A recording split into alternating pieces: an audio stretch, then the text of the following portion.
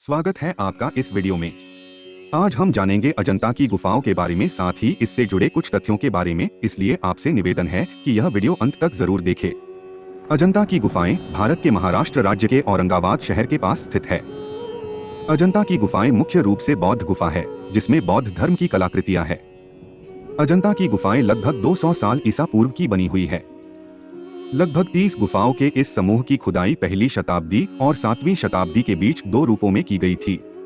अजंता की गुफाओं को बड़े बड़े पहाड़ों और चट्टानों को काटकर तैयार किया गया था, जो आकार में एक घोड़े की नाल की तरह है।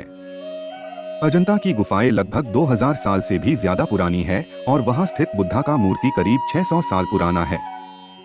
सह्याद्री पर्वतमाला में बनी ये गुफाएं औरंगाबाद के पास वघोरा नदी के पास स्थित हैं। यहीं से कुछ दूरी पर अजंठा नाम का एक गांव बसा है और इसी के आधार पर अजंता की गुफाओं का नामकरण किया गया है। माना जाता है कि अजंता की गुफाओं को सातवाहन काल और वाकाटक काल, दो अलग अलग कालों में बनाया गया है। इस गुफाओं की ऊंचाई 76 मीटर तक है। अजंता की गुफाएं भगवान बुद्ध के जीवन के बारे में बताती हैं। इसमें उनके पिछले सांसारिक जीवन और जातक कथाओं दोनों के बारे में बताया गया है। अजंता की गुफाओं में एक भाग में बौद्ध धर्म के हीनयान की झलक देखने के लिए मिलती है, तो दूसरे में महायान संप्रदाय की। अजंता की गुफाओं को दो अलग अलग चरणों में वर्गीकृत किया जा सकता है। पहले के हीनयान चरण, जिसमें बुद्ध की पूजा कुछ विशेष प्रतीकों के रूप में की जाती थी, और बाद के महायान चरण, जिसमें बुद्ध की पूजा भौतिक रूप में की गई थी। अजंता की गुफाएं एक घने जंगल से घिरी है। ये गुफाएं अजंता गांव से लगभग 3 किलोमीटर दूर बनी हैं। इसका निकटतम शहर है जलगांव, जो 60 किलोमीटर दूर है, और भुसावल भी है, जो 70 किलोमीटर दूर है। यह गुफा पश्चिमी घाट यानी सह्याद्री की पहाड़ियों पर स्थित है।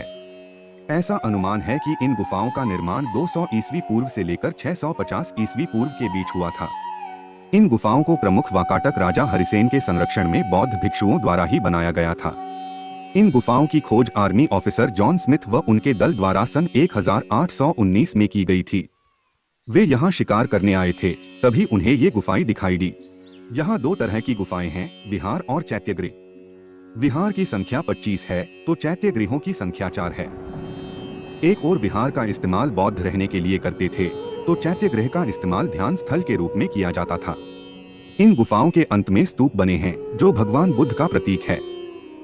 इन गुफाओं में चैत्य कक्ष या मठ है, जो भगवान बुद्ध और विहार को समर्पित हैं, जिनका उपयोग बौद्ध भिक्षुओं द्वारा ध्यान लगाने और भगवान बुद्ध की शिक्षाओं का अध्ययन करने के लिए किया जाता था। हीनयान वाले भाग में 2 चैत्य और 4 विहार है, तथा महायान वाले भाग में 3 चैत्य और 11 विहार है। ये 19वीं शताब्दी की गुफाएं है, जिसमें बौद्ध भिक्षुओं की मूर्तियां व चित्र है। हथौड़े और छैनी की सहायता से तराशी गई ये मूर्तियां अपने आप में अप्रतिम सुंदरता को समेटे हैं। सह्याद्री की पहाड़ियों पर स्थित इन 29 गुफाओं में लगभग 4 प्रार्थना भवन और 25 बौद्ध मठ हैं। गुफाओं की दीवारों तथा छतों पर बनाई गई ये तस्वीरें भगवान बुद्ध के जीवन की विभिन्न घटनाओं और विभिन्न बौद्ध देवत्व की घटनाओं का चित्रण करती हैं। इसमें से सर्वाधिक महत्वपूर्ण चित्रों में जातक कथाएं हैं, जो बोधिसत्व के रूप में बुद्ध के पिछले जन्म से संबंधित विविध कहानियों का चित्रण करते हैं। यहाँ छवियों को बनाने के लिए फ्रेस्को और टेम्पेरा दोनों विधियों का इस्तेमाल किया गया है। फ्रेस्को एक प्राचीन चित्रकला तकनीक है। इन तस्वीरों को बनाने से पहले दीवारों को रगड़कर साफ किया जाता था, फिर चावल के मांड, गोंद, पत्तियों और कुछ अन्य रसायनों का लेप चढ़ाया जाता था। सदियों बाद भी इन चित्रों की चमक पहले जैसी बनी हुई है। अजंता की प्रसिद्ध गुफाओं के चित्रों की चमक 1000 से अधिक वर्ष बीतने के बाद भी आधुनिक समय से विद्वानों के लिए आश्चर्य का विषय है। अजंता की गुफा संख्या 16 में उत्कीर्ण मरणासन्न राजकुमारी का चित्र प्रशंसनीय है। गुफा संख्या 17 के चित्र को चित्रशाला कहा गया है। इस चित्रशाला में बुद्ध के जन्म, जीवन, महाभिनिष्क्रमण एवं महापरिनिर्वाण की घटनाओं से संबंधित चित्र उकेरे गए हैं। अजंता की गुफाओं में सबसे खास है गौतम बुद्ध की एक सोती हुई प्रतिमा। अजंता में बनी कलाकृतियों में कुषाण काल की गांधार और मथुरा कला शैलियों को दिखाया गया है। साथ ही यहाँ गुप्त काल की सारनाथ कला शैली और सातवाहन और इक्ष्वाकु काल की अमरावती कला शैली में भी कई कलाकृतियां हैं। आइए जानते हैं अजंता की गुफाओं के बारे में विस्तार से। अजंता की गुफा क्रमांक 1 में बोधिसत्व पद्मपाणि का चित्र है। पद्मपाणि अर्थात वह जिसके हाथों में पद्म या कमल का पुष्प है। इस गुफा के प्रसिद्ध चित्रों में पद्मपाणि बोधिसत्व, मारविजय तथा चालुक्य राजा पुलकेशिन द्वितीय और ईरान के ससानी साम्राज्य के बादशाह खुसरो द्वितीय के साथ दूतों के आदान प्रदान का चित्र भी है तथा छतों में कमल व हंसों के अलंकरण के चित्र हैं। गुफा नंबर 2 की दीवारों पर गौतम बुद्ध जी की 1000 के करीब पेंटिंग्स है। इसी गुफा में बुद्ध की माता के स्वप्न, उनकी जन्म कथा, बुद्ध का चमत्कार तथा 2 अन्य जातक कथाओं के चित्र हैं। इसके अलावा गुफा नंबर 2 के बरामदे में छत और दीवारों पर अनेक आकर्षक चित्र हैं। अजंता की गुफा 4 और 17 बिल्कुल एक समान है, दोनों में ही चित्र आधे अधूरे बने हुए हैं।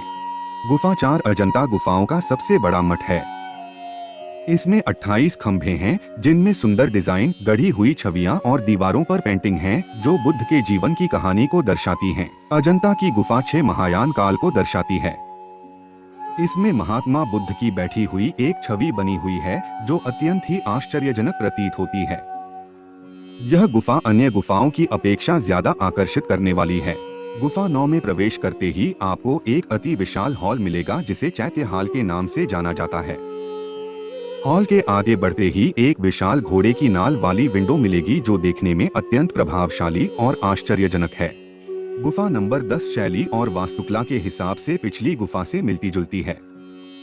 इस गुफा में बुद्ध के जीवन से जुड़े लोगों के चित्र बने हुए हैं। गुफा नंबर 11 हीनयान और महायान के परिवर्तन को दर्शाती हुई नजर आती है। इस गुफा 1 में बुद्ध स्तूप बना हुआ है जो कि देखने में बेहद ही आश्चर्यजनक प्रतीत होती है। गुफा नंबर 17 बाकी गुफाओं से थोड़ी अनोखी है क्योंकि इसमें उपस्थित चित्रकारी अलग है। इन चित्रों में परियां, आत्माएं, इंद्र की सभा में नाचती हुई अप्सराएं दिखती है। इस गुफा में भगवान बुद्ध के जीवन की दशा को दर्शाया गया है जब वह राजकुमार सिद्धार्थ से संन्यास ग्रहण लेने वाले थे, जिसमें वह सन्यासी बनने के बाद पहली बार अपनी मां और पति से मिलने गए थे। गुफा नंबर 26 में आकर्षण का केंद्र श्रावस्ती के चमत्कार, परिवार समूह और घुंघराले बालों वाले बुद्ध भगवान के सिर का चित्र है। श्रावस्ती एक गांव था जहां के रहने वाले लोग खुद को भाग्यशाली मानते थे क्योंकि उन्होंने महात्मा बुद्ध के दर्शन किए थे। अगर आप अजंता की गुफाओं की यात्रा पर जा रहे हैं तो आप यहां सुबह 9 से शाम 5 बजे तक घूम सकते हैं, लेकिन महीने के हर सोमवार को यह गुफाएं बंद रहती हैं। आप साल में किसी भी मौसम में आप इन गुफाओं को देखने आ सकते हैं, लेकिन अक्टूबर से फरवरी तक अच्छी जलवायु और ठंडा मौसम होने की वजह से यहाँ पर्यटकों की उपस्थिति पूरे साल की अपेक्षा काफी ज्यादा होती है। अजंता की गुफाओं में प्रवेश के लिए भारतीयों के लिए प्रवेश शुल्क 40 रुपए प्रति व्यक्ति और विदेशी पर्यटकों के लिए 600 रुपए प्रति व्यक्ति है। 15 वर्ष से कम आयु के भारतीय बच्चे के लिए कोई प्रवेश शुल्क नहीं है। कृपया ध्यान दें, समय के साथ ये प्रवेश शुल्क चेंज होते रहते हैं। अगर आप रेल से अजंता की गुफाओं के लिए जा रहे हैं तो आपको इसके लिए अजंता की गुफाओं से 60 किलोमीटर दूर निकटतम रेलवे स्टेशन जलगांव शहर उतरना होगा। इसके अलावा आपके पास दूसरा विकल्प औरंगाबाद रेलवे स्टेशन है जो कि अजंता की गुफाओं से 120 किलोमीटर दूर है। अगर आप हवाई मार्ग द्वारा अजंता की गुफाओं की यात्रा करने का सोच रहे हैं तो बता दें कि इन गुफाओं तक पहुंचने के लिए सबसे निकटतम हवाई अड्डा औरंगाबाद का है। यहां से अजंता की गुफाओं की दूरी 120 किलोमीटर है, जिसमें लगभग 3 घंटे लगते हैं। औरंगाबाद हवाई अड्डे पर पहुंचने के बाद आप किसी भी बस या टैक्सी की मदद से गुफाओं तक पहुंच सकते हैं।